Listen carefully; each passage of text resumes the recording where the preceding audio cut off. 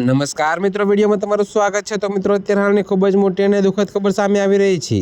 ત્યારે મિત્રો તમને જણાવી દઈએ કે રાજકોટના નાના બાળકોના વાલીઓ માટે એક ચેતવણીરૂપ કિસ્સો સામે આવ્યો છે।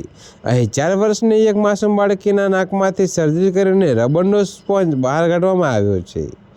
જી હા મિત્રો, જોકે તમને વધુમાં એ પણ જણાવી દઈએ કે બાળકીના પરિવારજનોના જણાવ્યા અનુસાર છેલ્લા 1.5 મહિનાથી બાળકીના નાનકડા નાકમાં દુખાવો થતો હતો અને શ્વાસ લેવામાં પણ તકલીફ પડતી હતી।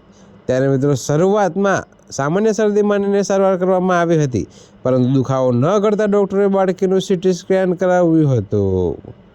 જોકે મિત્રો સીટી સ્કેન રિપોર્ટમાં આશ્ચર્યજનક રીતે જાણવા મળ્યું કે રમતા રમતા બાળકીએ રબરનો ટુકડો નાકમાં નાખી દીધો હતો, જોકે મિત્રો જે અંદર ફસાઈ ગયો હતો।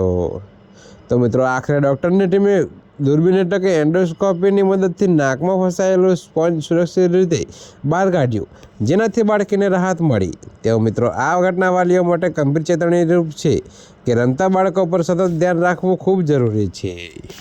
જી હા મિત્રો, તો અત્યારે હાલ માટે આટલું જ। મળીશું નવી અપડેટ સાથે। અને જો તમને અમારા વિડીયો પસંદ આવતા હોય તો વિડીયોને લાઇક, કોમેન્ટ, શેર અને અમારી ચેનલને સબસ્ક્રાઈબ કરવાનું ભૂલતા નહીં મિત્રો।